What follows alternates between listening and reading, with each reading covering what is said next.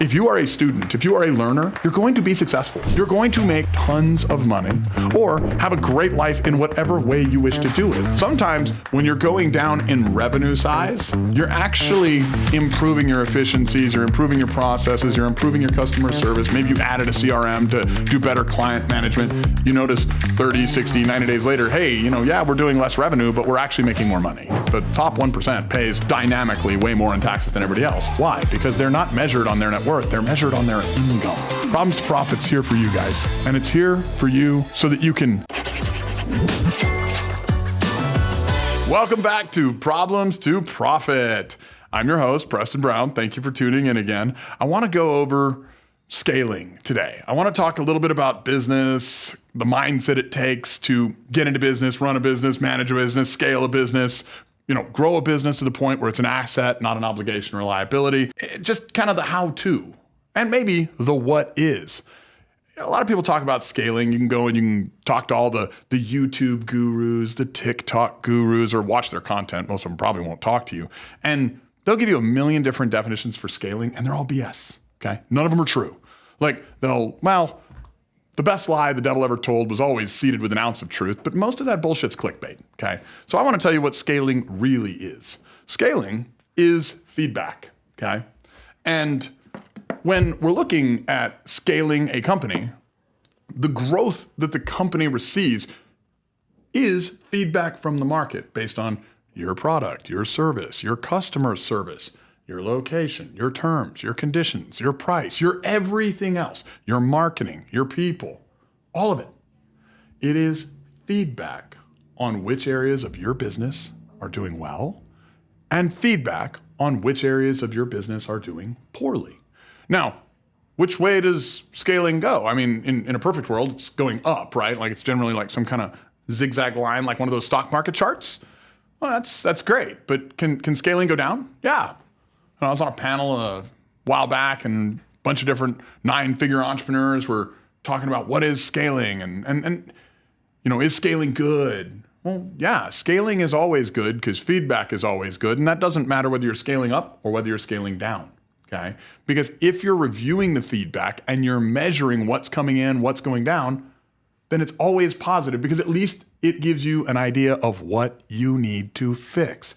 So, can you scale just one thing in a business? No, there's lots of things you can scale. Can you scale your revenue? Sure. Can you scale your profitability? Sure. Do you have to scale revenue to scale profitability? Absolutely not. You can scale your profitability while shrinking your revenue. That's called getting more efficient. A lot of times people think, to grow a business, I need to grow this big, efficient business. Well, that's not true. Nobody has ever done that in the history of Earth. I mean, Jesus wasn't in the business world. He did walk on water. He saved a lot of souls. He did a lot of stuff. But I don't think he ever opened a company, and I don't ever think he was worried about margin or scaling or any of those things. His products, the fruits we measure on his tree are a little different than ours, right? So no perfect person has ever been in business, so no one ever scaled a large, efficient business. What they did was they scaled a big, inefficient business, and then they refined it down. What if you scale your systems? What if you scale your processes? What if you scale your efficiency? A lot of times when you scale your efficiency, what you've done is you've scaled the measurements within your business, your KPIs, your key performance indicators. And what happens when you do that is you normally see some shrinkage before you start growing again. So is going down always a bad thing? No.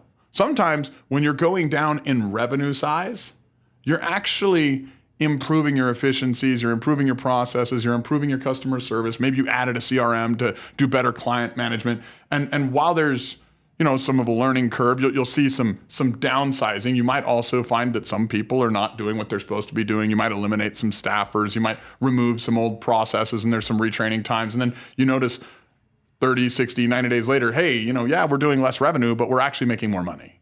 So you downsized one thing to upsize other things. And that's kind of this mystery nuance of scaling. Now that we've kind of identified what is scaling, why do some business owners do it better than others?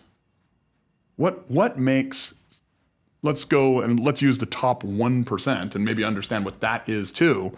What makes them so good at scaling businesses or scaling their assets or scaling their income, scaling their investments, scaling their time and their work-life balance, which seems to be this common discussion that everybody has. Off the bat, before we even get into that, let's look at what is the top 1%.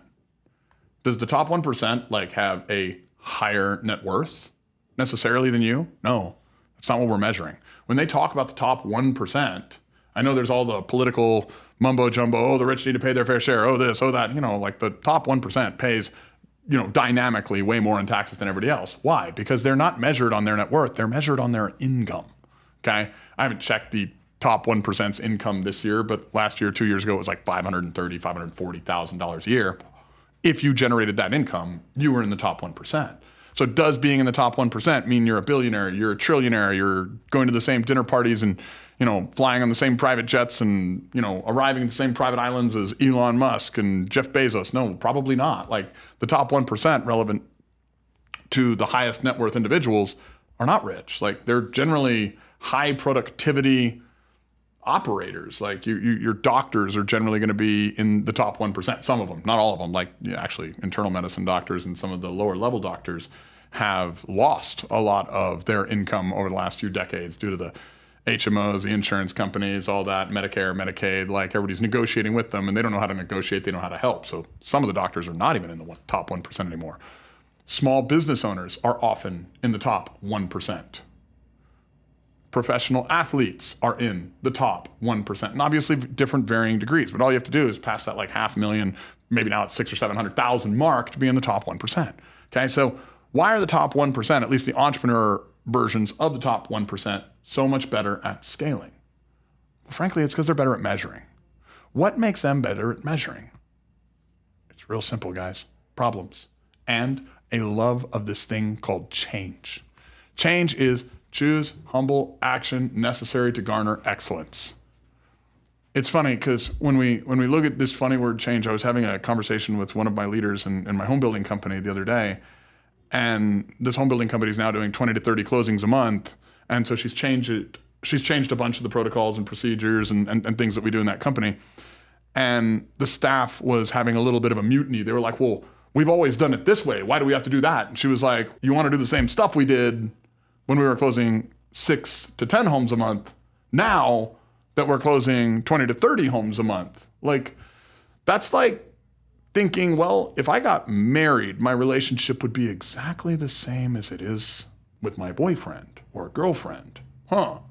Weird, huh? So you don't think that when you make a major new monumental shift in outcomes that you shouldn't have a shift in inputs that got you to that outcome? Why are people so against change? She and I were joking because the highest paid people in my companies and the highest paid entrepreneurs and the people in the top 1%, do you know what they all have in common? And this is going to be controversial as hell, and I'm probably going to trigger some people. And if I do, please post hateful comments on my feed and somebody will argue with you if they have common sense.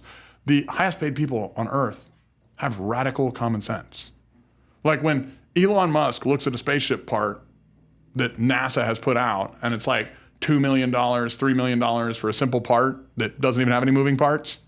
He goes and he tells his engineers, he's like, why can't we make it out of steel? Why can't we make it out of aluminum?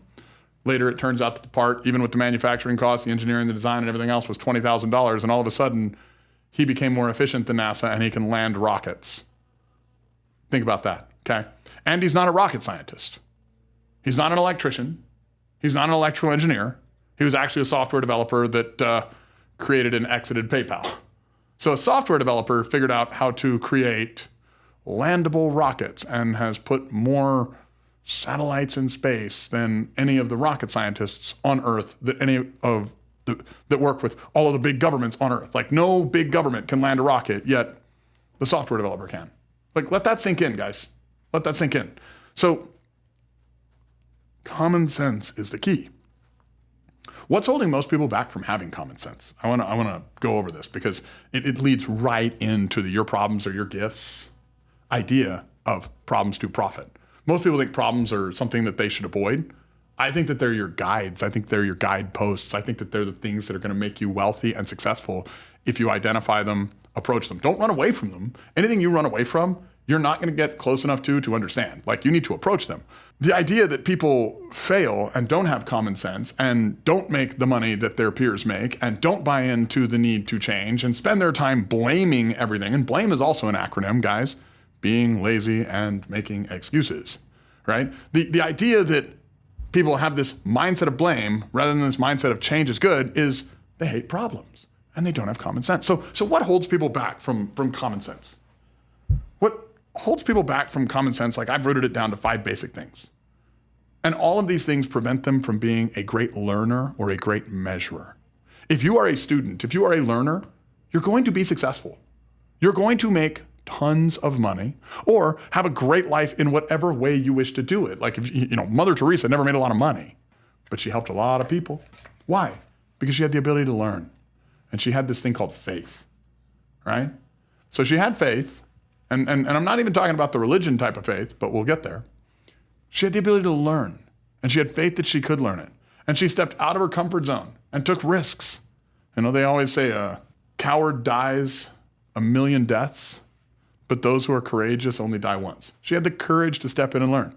So the first thing that breaks the ability to have common sense and the wealth that you want in whatever capacity that is your ideology, or maybe, if you want to frame it differently, your religion. And no, I'm not talking about Christianity or Judaism or Islam or Hinduism or whatever the I guess, traditional old school religions are. I'm talking about the things that you would kill or die for.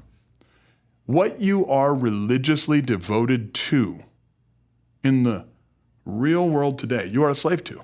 Okay? It might be the Democratic Party or the Republican Party or some set of rules that don't make sense.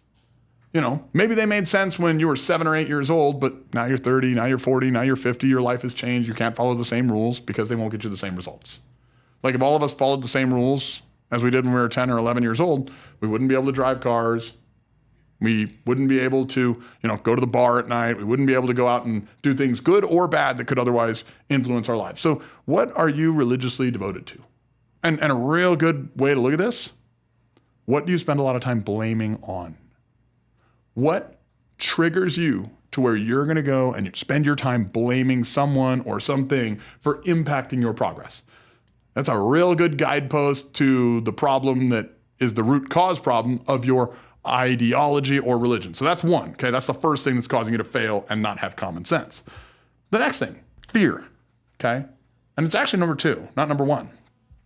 Fear or a phobia generally coming from some type of conditioning, okay?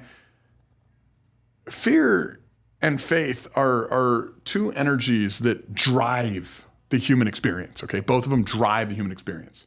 Anytime you say, hey, you know what? I'm not moving forward. I'm not learning. I'm too scared. I'm too embarrassed. Instead of having the faith to push forward and become uncomfortable, anything that blocks you from getting closer to that problem, understanding more, becoming that adept learner, having common sense, is a toxic thing that's driving your life. So if ideology and religion are number 1, fear is number 2. And fear is often sometimes caused by your ideology or religion, or it can create phobias that have generated from there. But, they're 2 different things, might be manifesting from the first one, but sometimes not. Like, sometimes a phobia is you could just be like really scared of, I don't know, like moving vehicles. Has nothing to do with an ideology or religion, but it's going to impact your life if you can't get in a car and drive to work. Okay? If you can't go and meet a customer and sell them your product. Number 3 is mental illness. Now, what is mental illness? I mean, this one's one of those that's kind of nuanced, because psychology, it's kind of a science in the works. Nobody agrees on everything psychology-wise. Like, you've got different psychologists that debate and psychiatrists that debate over this. They think they should medicate you over that. I have extreme ADHD. They tell me it's a disorder. They want to go and drug me, or at least they did drug me when I was a kid. And you know what I think it is? I think it's evolution. Like, ADHD, attention deficit disorder, as they call it, with hyperactivity, if you've got an H in there, some people just have ADD, is the ability to focus on more than one thing at a time. Normal people can really focus on one thing. Extreme ADHD people have extra hyperactivity. Well, is hyperactivity bad? No. Uncontrolled hyperactivity may be annoying to others, but hyperactivity is a fucking great thing. Like, you guys, Think about this. Energy is sold in cans. We call them energy drinks. All of a sudden we're like, ADHD, hyperactivity is a disorder. Like, that's kind of fucking stupid, right? So, like, what is a mental illness? It's anything you're allowing to be your excuse. I have ADHD. It's not an excuse. It's evolution. Yeah, I can be present in a conversation and work to control myself and be in that conversation, but I'm also noticing all the other things going on around me because I have ADHD. Think about the level of awareness that is. So all of a sudden, my problem, diagnosed by some doctor dipshit or psychologist or psychiatrist that didn't have the situation, and all he understood was how annoying it was for, his kids to have that he didn't have, right? Because of how it was in his experience. So he went out and diagnosed it and made some pill and basically came up with Adderall or speed to feed to kids to help them focus. Yet the person that actually has the disorder, if they use it intelligently, that mental illness is not a mental illness. Like, what about OCD, obsessive compulsive disorder? At its highest level, yeah, it could be a toxic trait. I'm extremely OCD, guys. I'm also very detail oriented as a result. Like, my ADHD and my OCD actually complement each other. Now, do I find myself sometimes getting distracted and wanting to handle the same thing and kind of relook at the same thing too many times? Yes. But my Excel sheets are also fucking perfect, which leads me to be able to get my tech team to turn them into softwares that mean that I have more efficiency in my company. That means it requires less staff, less cost to produce the same product as my competitors. So therefore I'm much more efficient. But some idiot out there calls it OCD, right? Okay. We can go through detail after detail after detail, but what if your mental illness that somebody else diagnosed might actually have some benefits and it could be your gift? You might be treating it like a religion instead of an opportunity. How about your social circle? This is number 4, social circle. And this one's a critical one. Like what your mom told you back when you were a kid, show me your 5 closest friends and I'll show you what your life's gonna look like. You wanna measure your future? It's gonna be the sum of what your 5 closest friends average out at divided by 5, right? Like, so who's in your social circle? I used to go to events and there was this real tall guy and he would say, proximity is power. And he wasn't wrong. And it's not power because you get to go and be around these amazing people and take from them. It's because when you get around these amazing people, you realize they're normal. They're human. Like my biggest benefit of being around superhumans when I started changing my social circle was realizing that they were just like me. They were flawed. They had bad days. They got triggered. They were human. We all look at the guy on stage or the person that we're reading the book about or reading the autobiography about or whatever, and we're like, wow, they're amazing. When you get close to people and you realize, yes, they're amazing, but they're also human, it makes you believe more in you.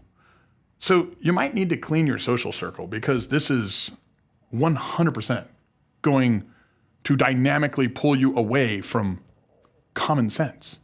Because what are you talking about? Well, if you're talking about low-level problems, guess what you're going to live with? Low-level problems. If you're dealing with bigger problems, like I love that Elon Musk gets on, TV and talks about, we got to find a way to make humans an interplanetary species. You wonder why he's successful? Look at the problems he's having. This guy is the wealthiest guy on earth and he has how many kids? I have 2 kids, guys. Sometimes I'm overwhelmed. Let that sink in. Who's in your social circle? What are you doing? What problems are you solving? What problems are the people around you solving? What conversations are you having? Is it growth type conversations? Is it gossip? There was a really good formula for gossip, and I think it was Socrates that came out with it. And he said, there's 3 questions that you can ask to identify whether something is gossip. Is it true? Question 1. I mean, it's probably a reasonable question for any conversation, right? But, especially if it's gossip, you need to ask this. Probably ask it all the time. But then, next one, is it relevant to me? Are you telling me something that's relevant to me? How about the next one? Is it good? Like, if it's true, maybe, maybe not. Is it relevant to me? Like, if that's a yes, keep listening, right? Is it good? If you can't answer all 3 of those questions in a positive way, like if you have something true that's relevant to me and it's not good, I want to know. It's feedback, right? Like that's going to affect my scaling, whether in my health, whether in my relationship with my family and friends, whether in my business, whatever, right? Like scaling is feedback, so I want to know. But if it's gossip, it may not be true. or it's not relevant to me at all, I don't even need to know. Like there's 8 billion people in this world. What, you're going to give me shit on all of them? Fuck you. I don't need that shit. And neither do you. So your social circle is critical. That's number 4. Last one. Physical limitations. When I say physical limitations, yeah, if you get in a car wreck and you get injured, of course that can stop you. If you're in a wheelchair, of course you're going to be held back there. But I'm actually talking more here about the physical limitations you're going to have as you age. Okay? A lot of young people are waiting to start their business. If you are young, if you are healthy, if you're young and not healthy, you have less physical limitations than you will tomorrow. Period. I'm 42 years old. I don't feel the way I felt at 20. Okay. Now I feel good. I'm healthy. I eat right. I do what I need to. I try to take care of myself in every way with all the science and intelligence that I have. So I feel good, and I probably feel better than I did at 30, but I don't feel as good as I did at 20. Why? Because aging changes stuff. So do I have the energy that I had when I was 20? No, I don't. There's physical limitations. So if you're going to wait till you're perfectly mature, you know everything, that'll never happen, till you're 65, 70 years old to start a business, guess what? You're going to be out of gas before you start. Physical limitations, guys. And this goes for all physical limitations. Probably the number one thing I see from people is like, oh, I'm too young, or oh, I'm not experienced enough, or oh, I'm not this. Look, the younger you are, the less likely that physical limitations is even going to be on your list of the 5 things that can hold you back. These are the 5 things that prevent you from having common sense, that prevent you from being a radical learner, that prevent you from getting into the top 1%, and prevent you from turning your problems into your profits. Cool. So if you're still here with me, A, thank you. B, please leave some comments. C, please subscribe. But D, I want to tell you a little bit about my story. I'll give you the 3-minute version. I was a broke kid, grew up in Canutillo, Texas. Like if you know Texas, like there's El Paso, Texas. It's kind of on that little spike on the left side if you're looking at a map. And then here's El Paso, there's Canutillo, okay? Like it's the little spitwad over there. Like it's literally a shithole trailer park. And I grew up out there, broke as shit, with a very loving, wonderful family. My family, of course, wanted to be successful. My dad tried to open a business. He unfortunately failed miserably, and he gave up on his dreams. You can get the long form story if you go watch my masterclass. But for the short form purposes, sins of the father, sins of the son. That came out of a really good book, and it's true. His failure in business and him giving up on his finance dreams impacted me. It sent me into entrepreneurship, and it sent me into this masochistic hustle and scale business modality where I always had to have an enemy and there was always something to conquer. And that was at least the young stages of my life, and it wasn't very smart. And one day I lost my dad, and it was weird. When my dad got cheated, when my dad, lost his business, trained me money was the meaning of life. Even though I had the most loving family on the planet and I probably had the best lessons from that, I wanted the wealth. I wanted the productivity like any little boy, right? And so money became the meaning of life. Then I lose dad, and it was like this radical shift. It was like, boom, welcome to reality, dude. Shit's gonna change. Your life's gonna change. The people around you may or may not be there anymore. And it sent me rocketing back to love was the meaning of life. But it sent me back to another thing, because I'm a religious guy. If God loves me, why would he put me through all this pain? So love can't be the meaning of life unless problems are also the meaning of life. And so, which is why we're here today doing Problems to Profit, because that gave me this beautiful way of looking at the world, where the reason faith is required in business and life and in your spirituality and health and everything is because truth always comes at the intersection of paradox. Like, can God create a rock so big that God cannot lift the rock? The answer is yes, and the answer is always also no.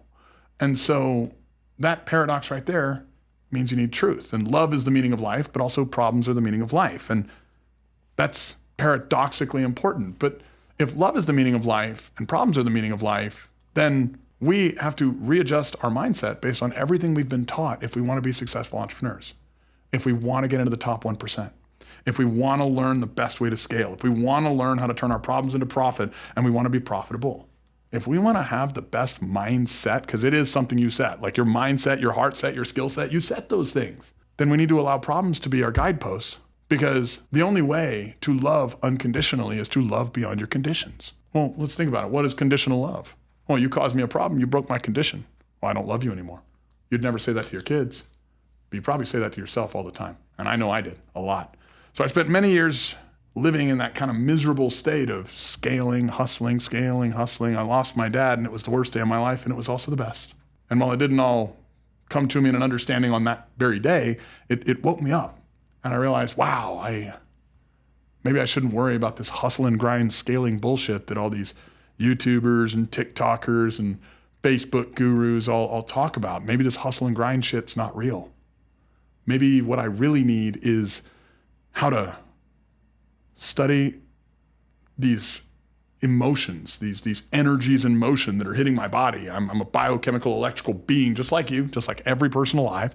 And I need to find a way to study my emotions, see why I'm feeling this way, because if the meaning of life is love, any emotion outside of love is what? Feedback.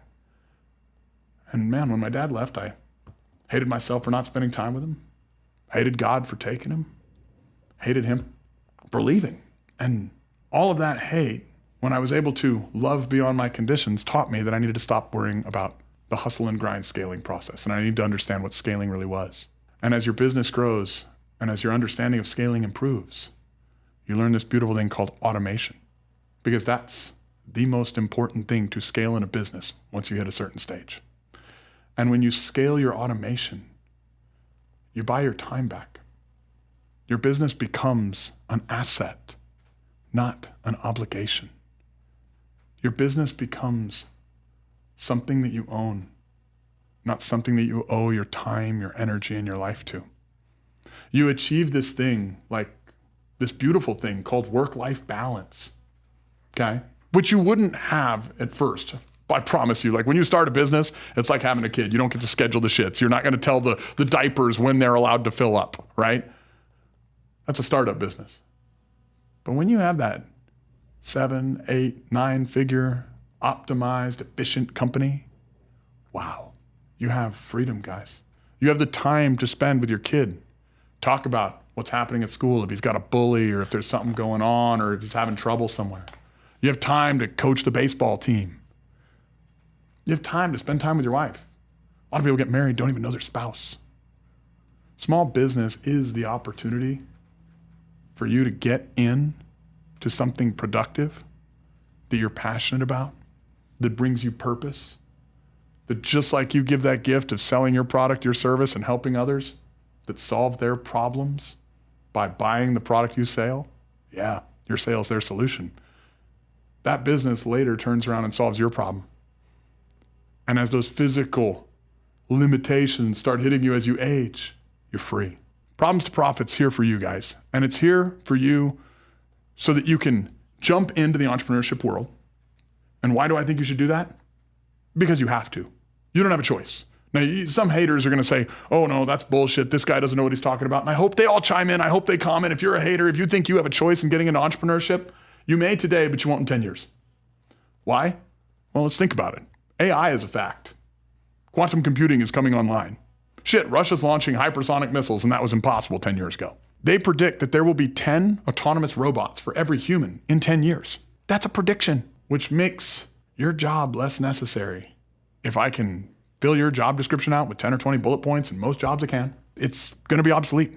It's going to be less necessary. And what are the big businesses going to do? They're going to go ahead and shift the way that they operate. They're going to get more efficient. They're going to lay off people. We're seeing them do it in the economy right now. And as those big businesses get more efficient, what are people going to do? Are they going to go get a job with another big business that's also laying off? A thing's going to do what it's going to do. It's going to do what's within its nature. And a big business, especially one of those big public companies where about half the population works, guys, they're not going to keep the people around. The only people they care about is the customer and the investor that owns the stock, not the employee. If they're going to replace you with a robot, 2 seconds later. So what does that mean? You're going to have to get into some heart-to-heart entrepreneurial behavior, or you're going to have some trouble. And will there still be jobs? Yeah, there will probably still be jobs. But there's going to be less of them. It's not going to be at the same frequency. You're not going to have companies with 1,000 employees. You might have companies with 5 or 6 or 8 or whatever, but it's going to be the resurgence of small business, and that's a good thing because that's what this world needs. That's what built America. The highest GDP, most productive nation on earth, okay? And I know, I'll get some fools that are like, no, it's China. Okay, cool, whatever. Not here to argue. here to give you a gift, which is understanding the nature of scaling, understanding the reason to become an entrepreneur, understanding how to go from 0 to 6 figures, 6 figure to 7 figures, 7 figure to 8 and 9 figures, and to set yourself free. Because at some point, if you don't understand that change is not a threat, but rather a choose, humble action necessary to garner excellence opportunity, then you ain't at the table, guys, you're on the menu. And what I'd love for all of you to do, like, subscribe, wherever you're watching this, please follow me, because I'm going to have more and more coming at you, coming to you on the Problems to Profit podcast. Also, we have a ton of great guests coming up, so I will see you all on the next episode. My name is Preston Brown. I am signing out. I love you. Have an amazing day on purpose.